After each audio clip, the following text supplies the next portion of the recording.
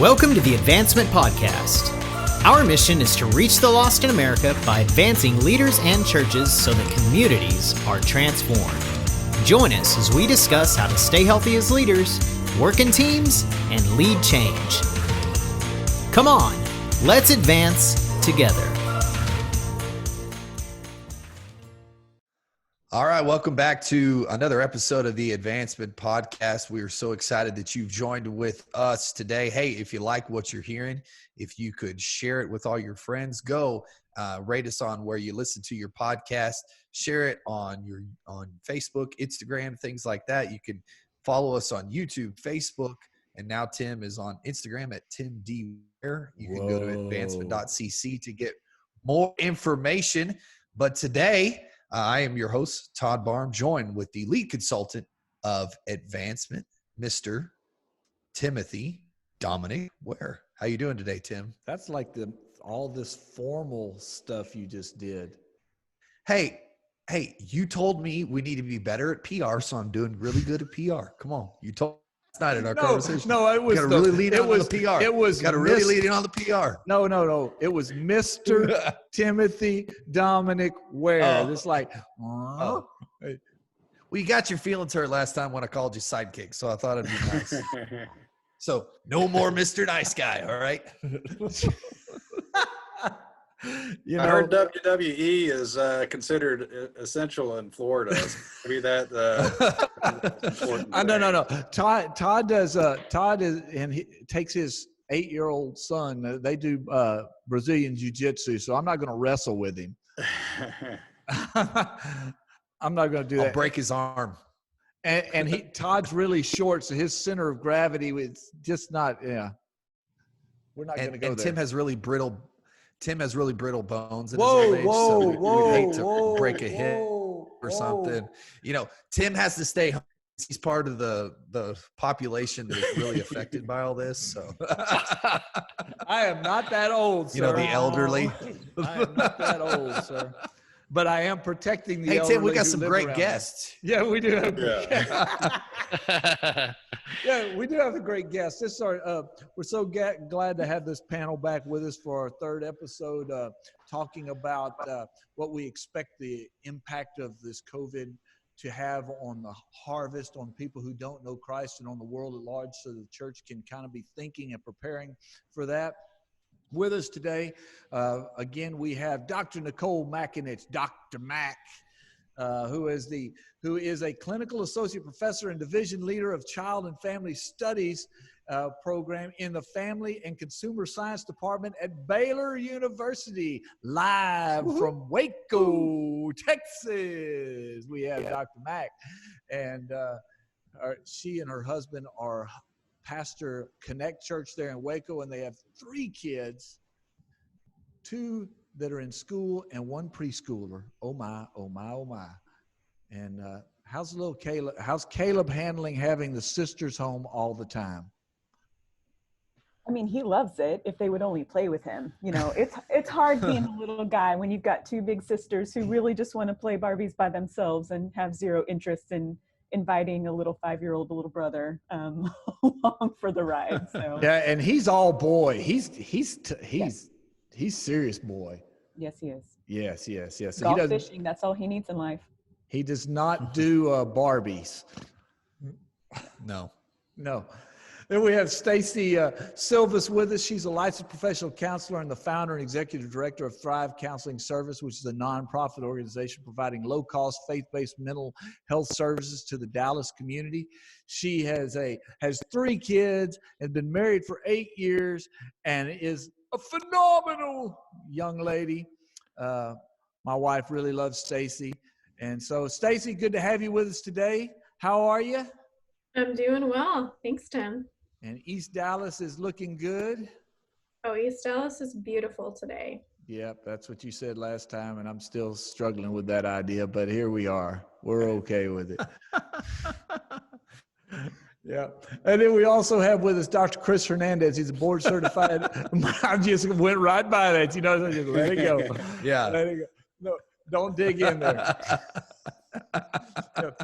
So we have Dr. Chris Hernandez, who's board certified emergency physician. He's coming live from the Woodlands, Texas. He's a UNC grad. Don't talk to him about Duke. He is on staff at CHI St. Luke's in the Woodlands, where he's a stroke director for the emergency department. And he's also my brother-in-law.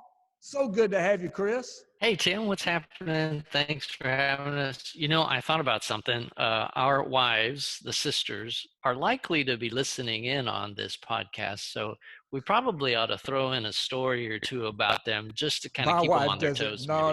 Rachel always is concerned that I'm going to say something and that's going to embarrass her. So she doesn't actually listen very often.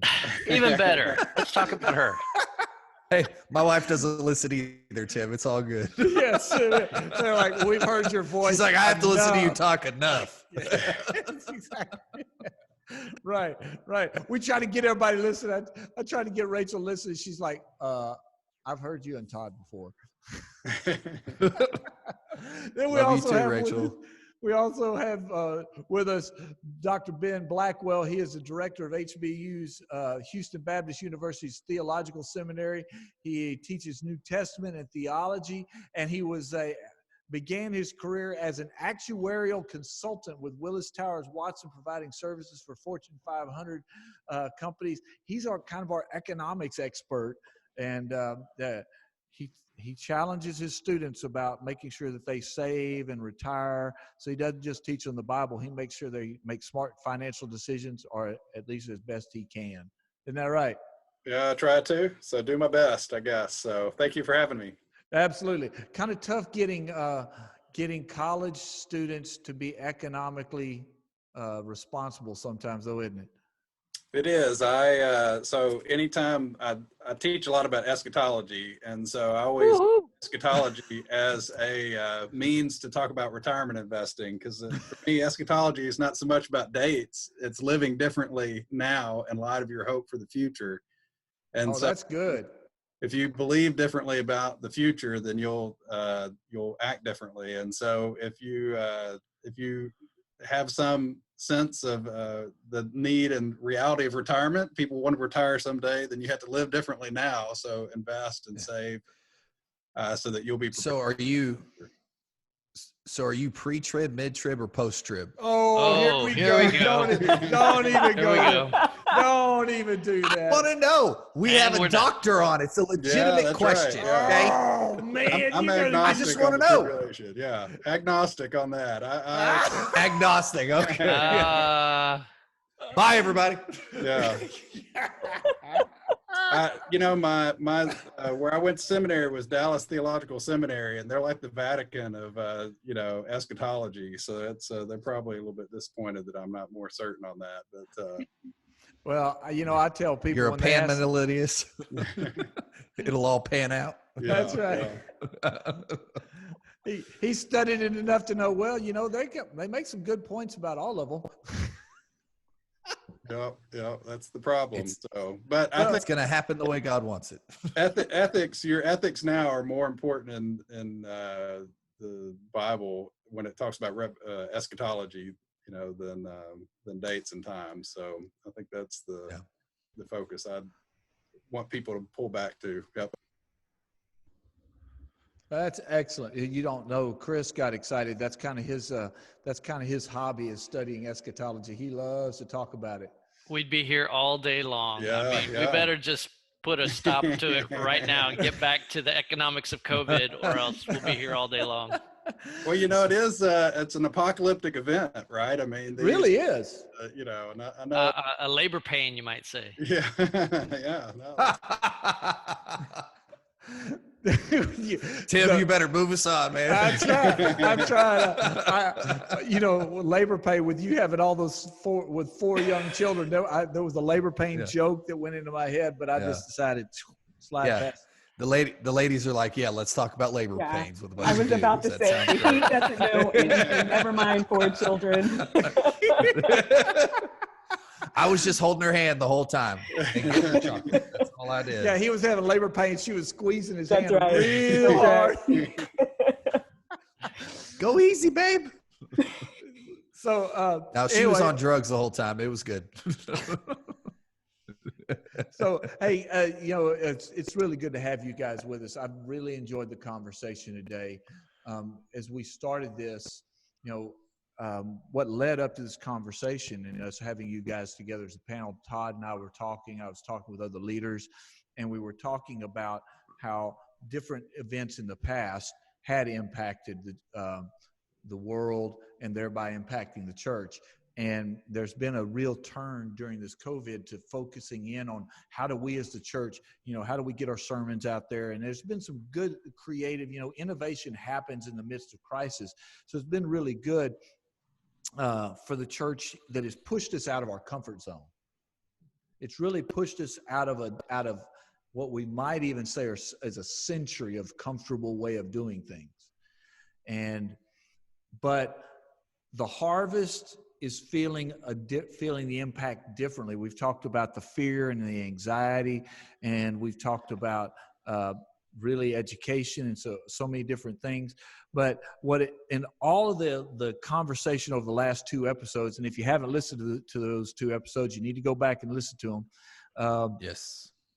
I think there's two overarching things that I've heard you guys say again and again, that there's a social component that's affecting people. Either it's some of us not wanting contact, and there may be a certain pulling back from pushing into contact, and at the same time there's this huge need that comes with isolation. And the other piece is really economics. It's going to drive what happens in our education. It's going to drive so many things long term and short term for us. So why don't we just dig in there, and let's just ask Ben, kind of give us what you see when you're looking at things economically, as kind of our guy that knows how to read the markets and read the ebbs and flows. When we think about that, more than half of Americans that are out there that don't know Jesus, what do the economic forecasts kind of indicate to you about them in the short and long term? And then we'll just branch off from there.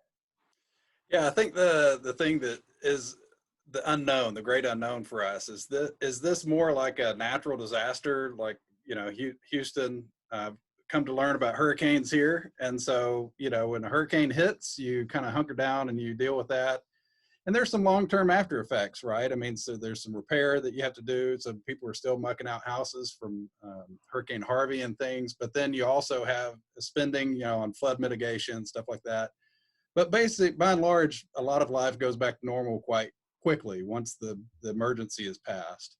And so that's one option that we could happen with this. So everybody in a month or two, we, kind of move back down to normal. Or is it more like the second option, to where it's like this slow burn? So like with the Great Recession we had, it was basically, about 6 years, that we struggled through low unemployment, or high unemployment, and other debt problems. And so people were upside down on their houses and all these other things. And so even if they wanted to move and kind of join a new job, they couldn't, because they were locked in places. And so that's a more structural recession. And so the big question mark here is, which way is this going to go? Is it the short term, the natural disaster, or more of that structural thing? And so I think as we, at this point, it's, a roll of the dice, or, God willing, I guess, or however we want to talk about it, that God's providence will guide us through this. But it's hard to know exactly the economics of this right now, because it is unprecedented, not just in the U.S., but in the history of the world. They've talked about just the quick shock to the system, to where everybody's lost this. And so can it spring back, or will it just take time? Well, I think economically the market was due for a reset. It was going to happen, and this is going to give the stock market probably some sense of reset. And I think most analysts don't expect that to be the huge piece as much as it is on the Main Street component. Yeah. And when we start looking at those aspects, what should we anticipate the spending habits of people to be, especially those that don't know Jesus? What would we expect their spending habits to be in the first six weeks to 2 months coming, whenever this thing is over? What would do you think we should anticipate those habits to look like, and maybe their saving habits just in general, based on what you know from historical patterns? Yeah, so of course it's going to affect different people in different ways. So if you have, like government employees, things like that, they tend to get paid ongoing. So my wife is a public school teacher. I'm working for a university. We don't expect actually that much. In fact, we've had a net gain because I'm not paying for housing costs for my son at university right now. So you get this weird side where some people are actually solid on that. And then you have others that are just devastated by it. And one of the things I wanted to bring into the conversation here is looking forward, where we're going is that Gallup and Forbes have say that almost about 1/3 of the working population in the United States are now part of the gig economy. And so they're definitely on the less secure end of the spectrum, because they're not in corporations that, it's the contractors are the first ones to get cut. And so if that is 1/3 of the economy, and therefore, 25% of full-time workers, and they said up to 50% of part-time workers are in that boat, those people are going to have a drastic reduction in their income. And so, of course, the unemployment part of the stimulus package that went through should help mitigate some of that. In fact, on the lowest stream of income, that might actually help give them a slightly larger bump, because there was the $600 I believe per week that they were going to give for a temporary time there. But at the same time, so there's most people are holding back, right? I mean, and we were talking about this briefly before, but in the sense that if you're worried about a potential aftershocks or the instability there, you hold back. And so even if you have that income there, you're not spending it, because you're wanting to build maybe a nest egg in case there are future problems there. And so and so that's not just spending, but of course that's going to be giving to churches and other things like that. And so we're far enough into this that I know that I've talked to a few pastors myself that have begun to feel a little bit of that pinch, as people are not there in person to give money like they have in the past. So there's still a good number of people writing checks, and then there's others that are just getting used to the whole online giving. And so in some ways that's good to help them be a little bit more repetitive that way, or give other opportunities. So it presents challenges, but other opportunities as well. Churches have been doing Dave Ramsey and telling people to go to cash and checks, and it's kind of hurt them a little bit right now. But Tim, I've been surprised at how many of our people are just dropping by the church office and dropping off checks. Okay. I've probably had 5 or 6 a week that are doing it, and I've just been blown away by that. And good on them. I'm excited they're doing it, but it's kind of floored me. But I've seen a little bit of both. Yeah. Yeah. Hey, Ben and Nicole, I'll jump in a little bit here real quick and just ask you to put your future scope on a little bit. But, for those of us that are kind of watching what's going on, you'd mentioned that in Houston, we have things on a local scale, like a little hurricane, and it affects things locally. But I don't think ever before we've had such a global economic slowdown like this ever before, where the entire world to some degree has shut down. So for U.S. economics, we're a little concerned about unemployment. Where did we all of a sudden get these $2 trillion in stimulus that we don't have? But then as a global community, the entire world is going through this. Does that put us now in a global credit crisis of some sort? Could we see a second shoe drop, so to speak? We had the first shoe drop with the market where it fell pretty significantly. We're seeing a rally where it's starting to come back up again. But I kind of get an opinion that, my gut tells me there's a second shoe that's going to fall here pretty soon once the bills start coming in, so to speak. Mm-hmm. And then how are we as a church going to be able to be ready for that second shoe to fall? If you had to ask me, I think that's kind of what I'm seeing just a little bit. I'd love to get your opinion on it. One of the things I was going to mention while Ben was talking is, there is kind of this sense right now in some of the data that's coming out that, maybe some of the short-term, implications of this. I was just reading that of those who have filed for unemployment right now, 70% of those file as temporary unemployment, meaning that they have some degree of assurance from their employer that they're going to be able to have a job, once this is all said and done. But I think on the one hand, that's a good thing, right? Because they're like, really, we've never seen where 70% of, unemployment applications have that's a significant number. But I do think, do I wonder whether employers really know right now whether they're actually going to be able to take all of their employees back after this? And I just wonder in terms of the sheer and how much these global economies will impact their capacity to take back on. It's not just what are we doing here in the United States, but what are the ripple effects that we may be able to see long term, because these are global economies impacting each other now. And so I do wonder, particularly from a family-based perspective, which is how I study and teach about economics, is what is that going to do where, I think we are going to see an increase in savings rates and families, capacity to, really be trying to hunker down in that.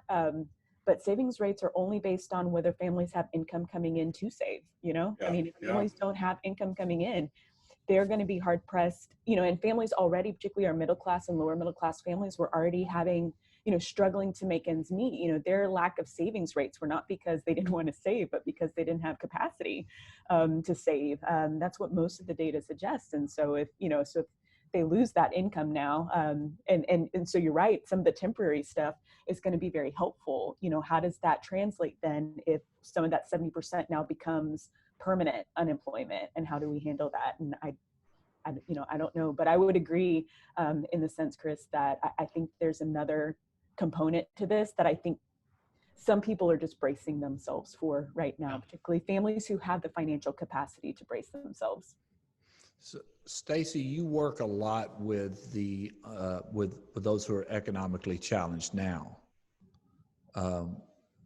and it makes me wonder if, listening to what Nicole said about those who are marginal already, if we'll see if what's the potential of seeing people slide into that demographic. Mm-hmm.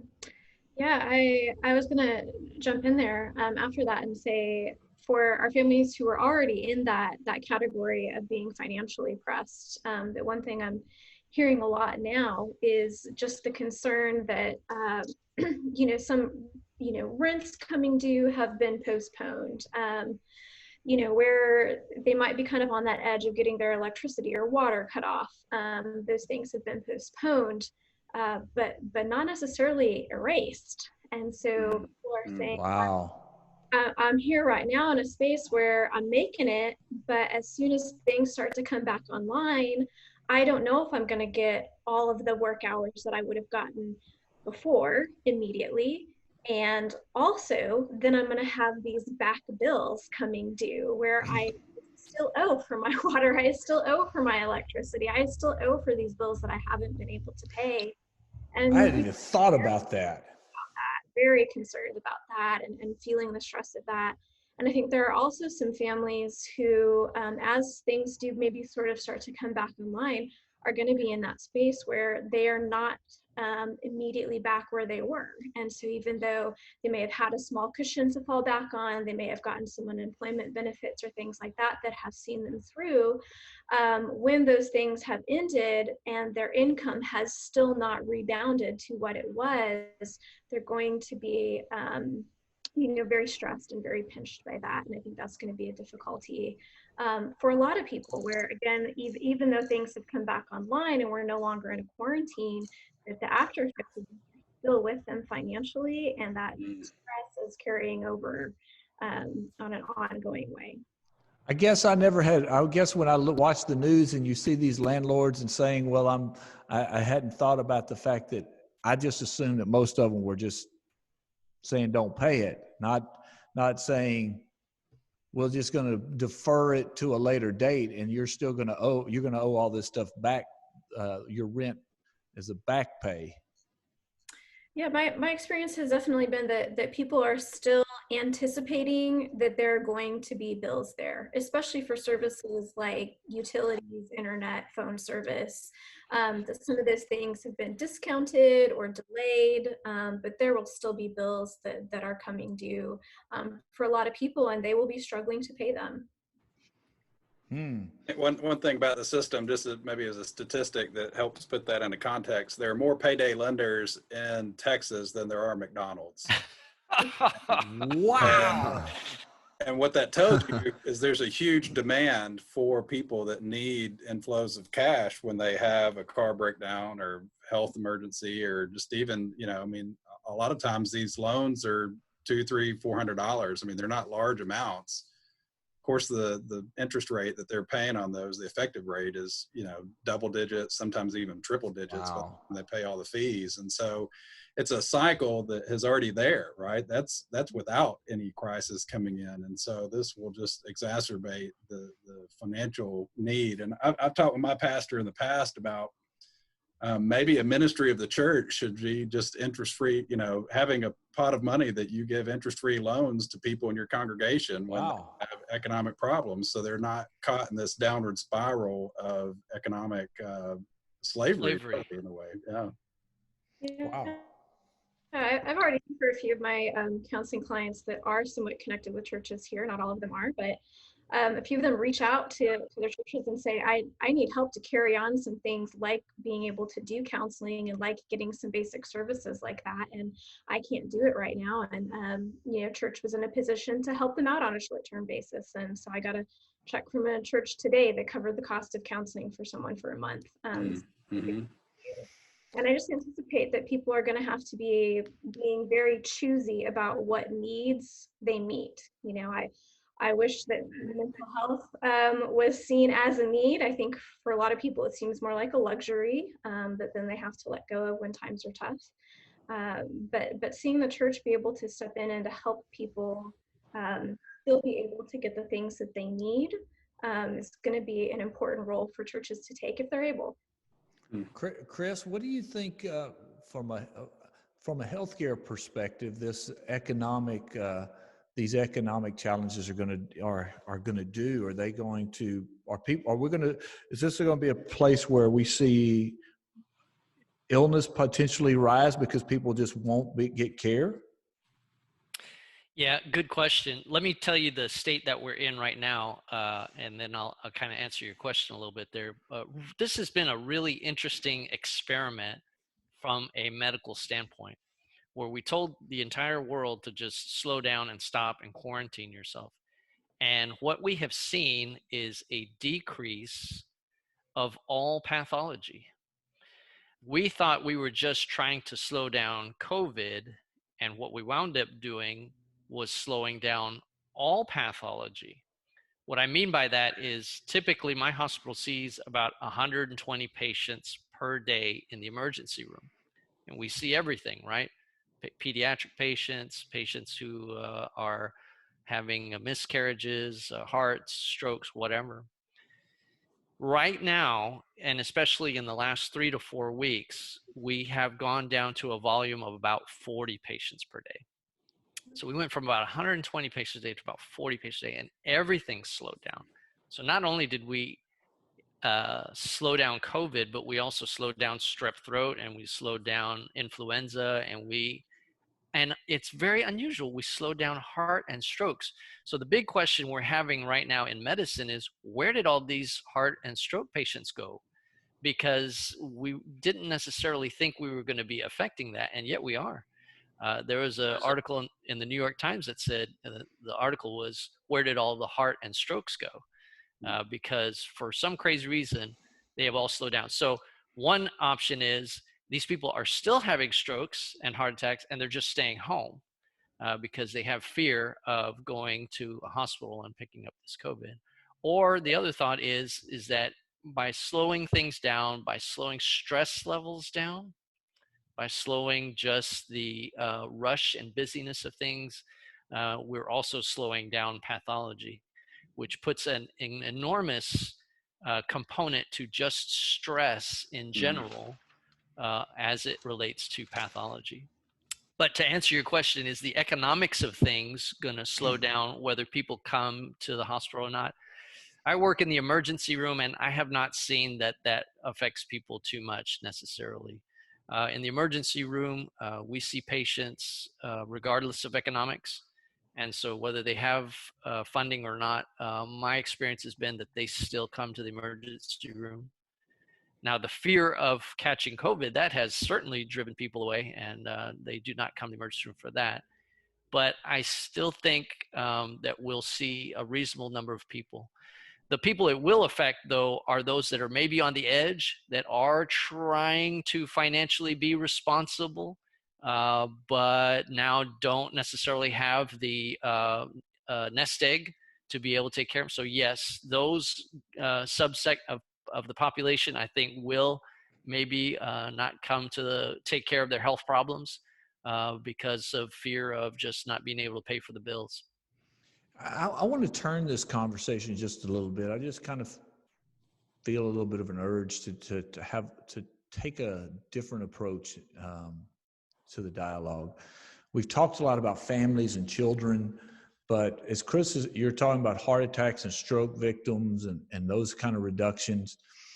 You know, one of the things that appears as a potential long-term effect of this is this disease has impacted the elderly part of our population so much. So we're looking at retirement incomes, we're looking at wills and those type of things, but we're also looking at a generation of children who, my grandfather, I know I'm older, but he passed away. I was 13 years old. It was not uncommon for those of 50 to 70 years ago for you to not have a lot of life with your grandparents. But we're seeing 3, 4, and 5 generations of families that know each other, and I wonder about the relational, the social impact on families. The potential grief that goes with this. We talked about fear, but around finances and around the loss of family, the long-term grief piece that is presents itself on society right now, and that is again a potential place for church to step in. So, what do we see as looking at the potential grief component that's out there?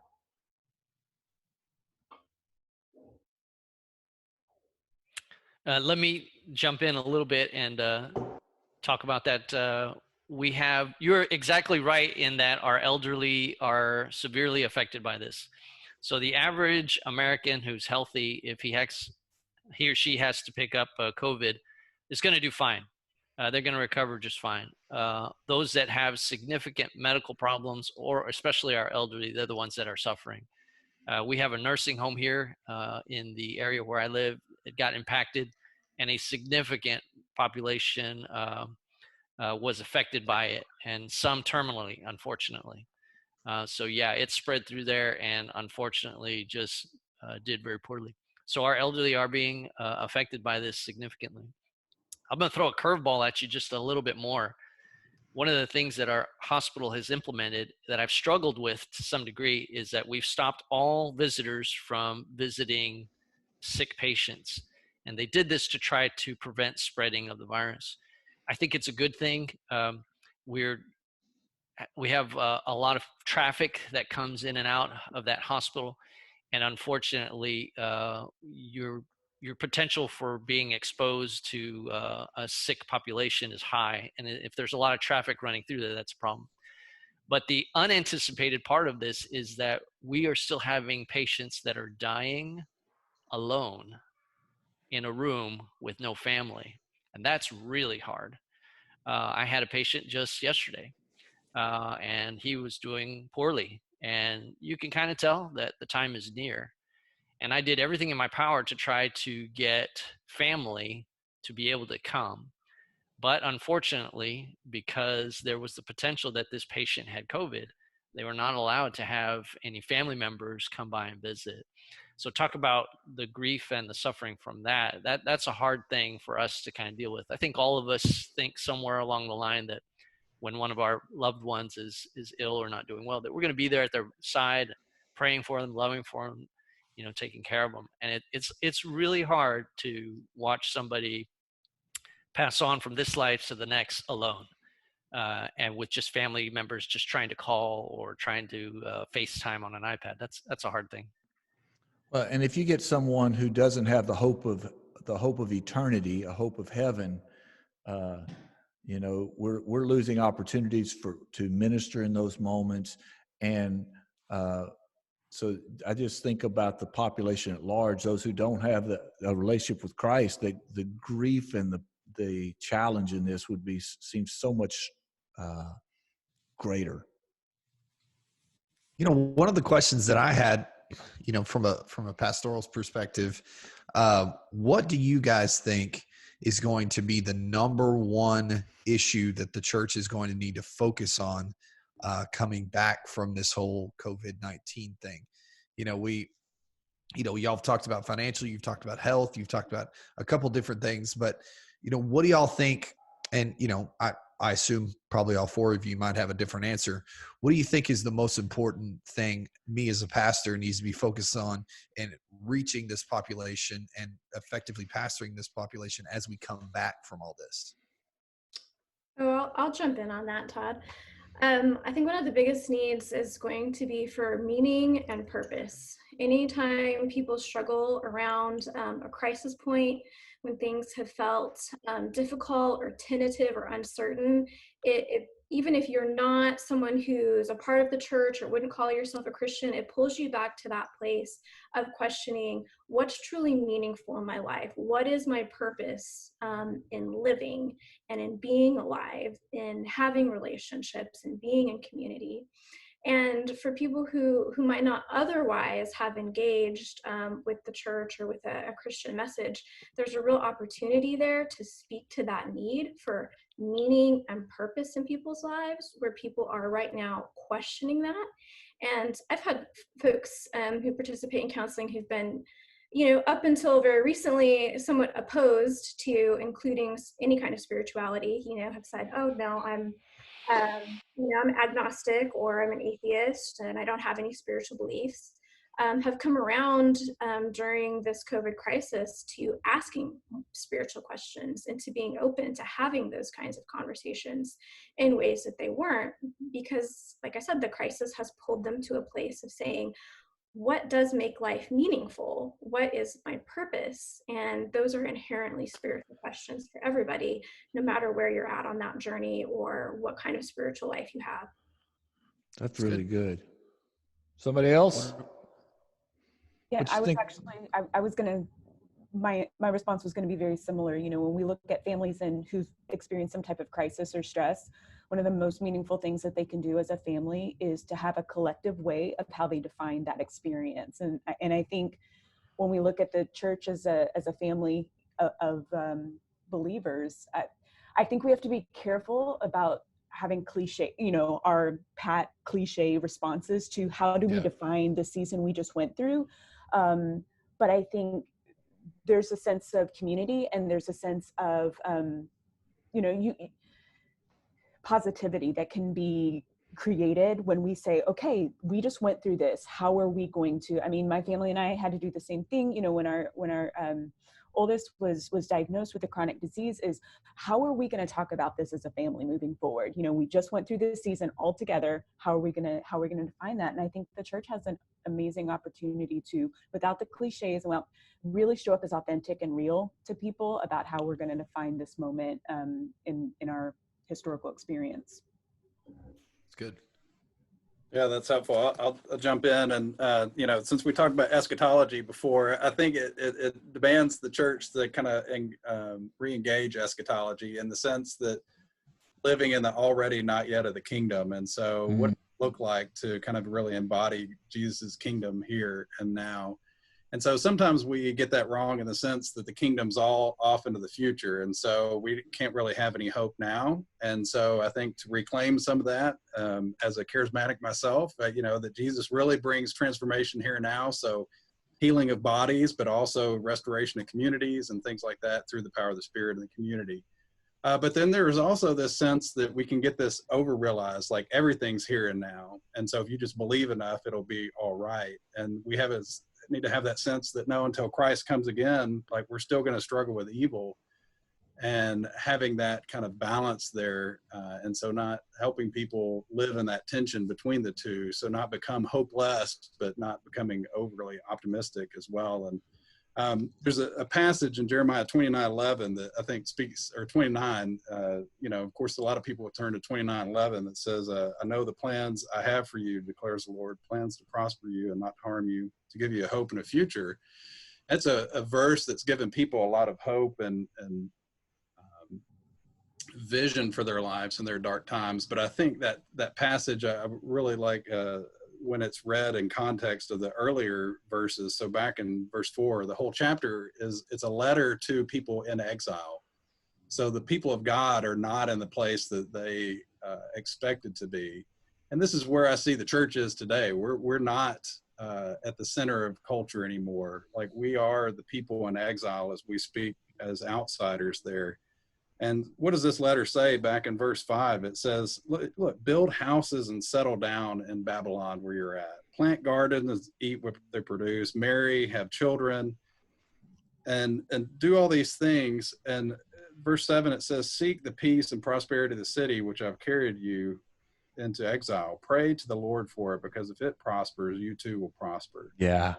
And so that's the whole focus here. And I really liked what Nicole said earlier about the idea of partnering with the places that we're at. So we've set the church as like off in its own corner, like religion covers this area, and then the rest of the world is kind of this secular space. And I think the vision here is that God's the king over everything. And so it's not that the church or the public schools or the government or somehow an agent or like a religious vehicle or something, but that doesn't mean that God's absent from those places. And so we as the church, as we engage those and partner with those, we are part of bringing the kingdom, right? And that's the kingdom, is that heaven will be here on earth as we do God's will. And so kind of those lights out there and engaging. And so instead of sequestering ourselves, using this as an opportunity, when people are inviting anybody that wants to give help, they'll always, right? It's a time when the government or schools or, cities, all those kind of things are willing to accept that help. And if we come as helpful, and not in the sense of telling people what to do so much, as just coming with a sense of help, like, hey, we're here to, what do you have needs? And so as we seek that prosperity, then the light of the gospel kind of comes out. And of course, people are helped by what we're doing there. And so, I think some of that's a little bit more mundane. I think there are some things that are supernatural that we need to be seeking and praying for God to work, or more obviously supernatural. I think anywhere the Spirit's working, whether it's the more mundane things or in the supernatural things, that, that's all about the kingdom. Wherever the Spirit's at, that's where the kingdom is at. I think for a long time we have in the church talked less about eternity and more about now, and this is a moment of revisiting that eternal conversation. So I think it's a great time to pick that back up.